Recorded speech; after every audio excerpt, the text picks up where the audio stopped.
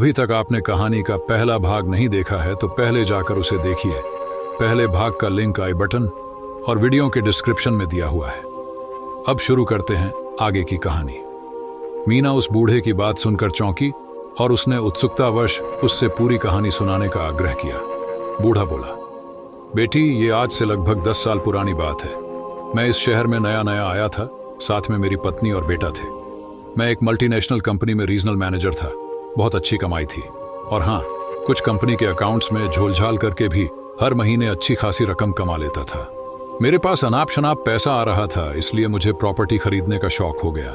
मैं prime location की विवादित प्रॉपर्टी औने पौने दाम में खरीदने और फिर उस पर मल्टी स्टोरी भवन बनवाकर बेचने के धंधे में लग गया। एक दिन मुझे एक ब्रोकर ने उस हवेली नुमा मकान का पता बताया।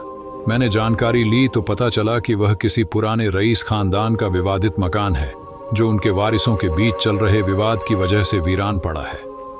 मैंने और जानकारी इकट्ठी की तो पता चला कि अधिकांश वारिस स्वर्ग सिधार गए हैं और अब सिर्फ एक व्यक्ति बचा है, जो विदेश में बस गया है और यहाँ किसी परिचित को पावर ऑफ अटॉर्नी दे गया है। मैंने उस आदमी को भी ढूंढ लिया। उससे मिलकर मैंने इस हवेली का सौदा पक्का कर लिया और एडवांस भी दे दिया। इस बीच मुझे किसी व्यापारी ने बताया कि वह संपत्ति सिर्फ विवादित ही नहीं बल्कि अभिशप्त भी है और उसे खरीदने वाले का परिवार नष्ट हो जाता है। मैंने इस बात की परवाह नहीं की और उसे खरीद लिया। जब उसकी सफाई करवाई तो मुझे एक पुराना अखबार मिला जिसमें उस हवेली की तस्वीर के साथ एक समाचार छपा था कि लगभग 3 दशक पहले उस हवेली में रहने वाले परिवार का सर्वनाश हो गया था और लोगों में यह अफवाह फैल गई थी कि वह जगह अभिशप्त है। मैंने उस अखबार को फाड़कर फेंक दिया और घर वालों को जब इस हवेली को दिखाया तो मेरी पत्नी और बेटे को यह जगह बहुत पसंद आई। उन्होंने यहीं रहने का फैसला कर लिया। अतः मैंने अपनी जरूरत के मुताबिक उस हवेली का अंदर से पूरा कायापलट करवा दिया, मगर बाहरी हिस्से को हेरिटेज की तरह वैसे ही रहने दिया। कुछ दिन बड़े आराम से गुजरे। लगभग 1 साल गुजरने को आया और अब मेरे मन से भय भी दूर हो चुका था।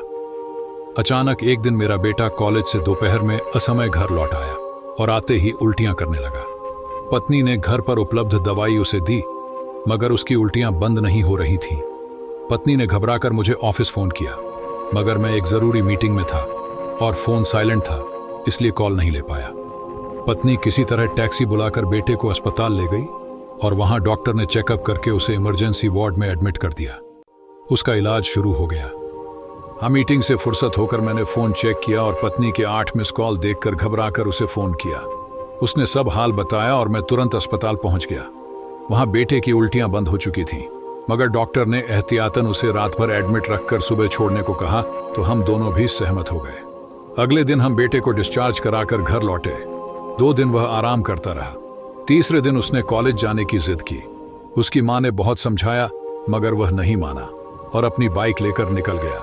मगर उस दिन भी उसे वैसी ही उल्टियां शुरू हो गईं और वह किसी तरह घर पहुंच गया। घर तक आते आते उसकी हालत बहुत खराब हो चुकी थी। मेरी पत्नी उसे तुरंत उसी अस्पताल ले गई। डॉक्टर ने फिर उसे ड्रिप चढ़ाई और दवाई दी।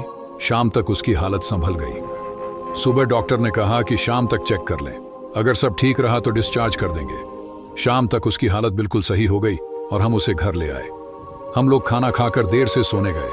आधी रात के करीब लगभग 2 बजे बेटा जोर से चीखा। उसकी आवाज सुनकर हम पति पत्नी उसके कमरे की ओर भागे। कमरे की मध्यम सी रोशनी में हमने देखा कि वह बिस्तर पर थरथरा रहा था। हमने कमरे की लाइट जलाई और उससे पूछा, क्या हुआ? तो वह कांपती आवाज में बोला, मैं गहरी नींद में सो रहा था। अचानक कमरे में हलचल सी महसूस हुई। मेरी आंखें खुली और मैंने देखा कि कमरे में एक साया सा घूम रहा है। वह एक जले हुए चेहरे वाला डरावना सा व्यक्ति था। उसकी आंखों की जगह सिर्फ 2 गड्ढे थे और वह मुझे ही देख रहा था। मुझे जगह देखकर उसने खरखराती सी आवाज में मेरा नाम लेकर कहा, यह मेरा घर है जो मेरे चचेरे भाई ने मुझसे धोखे से छीन लिया था और मुझे जलाकर मार डाला था। उसने मेरे जलते शरीर को इसी कमरे में दफन कर दिया था, इसलिए मैं आज तक यहाँ रहता हूँ और जो कोई भी मेरे मकान पर कब्जा करके रहने आता है उसे भगा देता हूँ। तुम भी भाग जाओ वरना बहुत बुरा होगा। उसकी बातें सुनकर मेरी पत्नी घबरा गई और मुझसे जिद करने लगी कि हम उस मकान को छोड़ दें, मगर मैं बिल्कुल तैयार नहीं हुआ। दरअसल मैंने उस हवेली पर लगभग 1 करोड़ रुपए खर्च करके अपने रहने के लिए उसे सजाया था।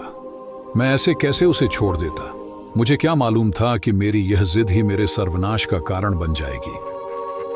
किसी तरह भगवान का नाम लेकर माँ बेटे रात भर उसी कमरे में जागते रहे, जबकि मैं अपने बिस्तर पर आकर आराम से सो गया। सुबह हम सभी ने फ्रेश होकर नाश्ता किया।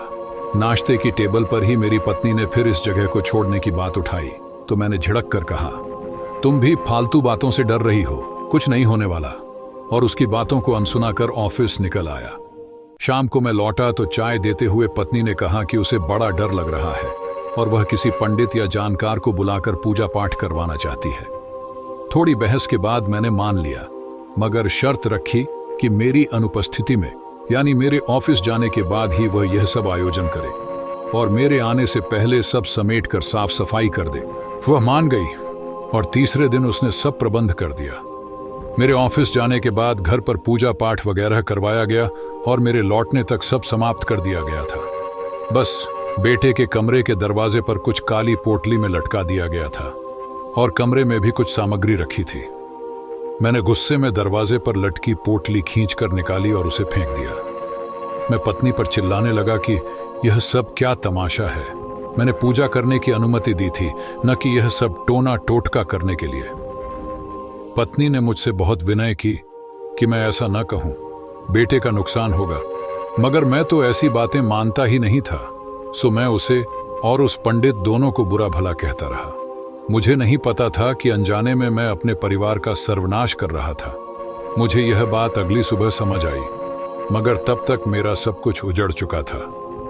इतना कहकर बूढ़े ने गहरी सांस ली। मीना को भी उसकी बातों में इंटरेस्ट आ रहा था। वह उत्सुक थी पूरी कहानी जानने के लिए। थोड़ा रुककर बूढ़े ने कहना शुरू किया। वह बोला, अगली सुबह मैं और मेरी पत्नी सोकर उठे। पत्नी ने चाय बनाई। हम दोनों गार्डन में बैठकर चाय पी रहे थे। तभी मैंने बेटे के बारे में पूछा तो पत्नी बोली, कई दिन बाद आज वह थोड़ा आराम से सो रहा है।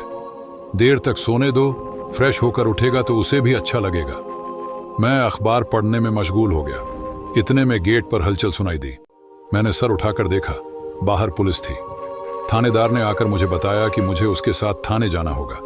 मैंने वजह जानना चाही तो उसने कहा, आपने ऑफिस के करोड़ों रुपयों का गबन किया है। हमारे पास आपके नाम का वारंट है। आपकी इज्जत का ख्याल कर मैं आपको साथ चलने को कह रहा हूं, वरना मुझे आपको गिरफ्तार करके ले जाना पड़ेगा।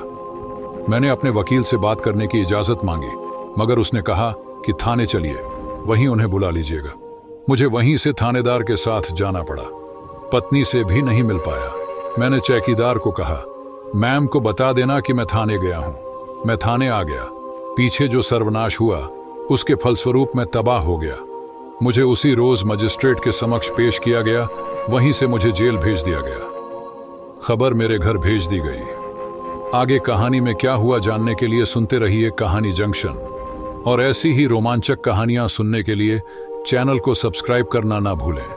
मिलते हैं कल कहानी के अगले भाग के साथ। अलविदा दोस्तों।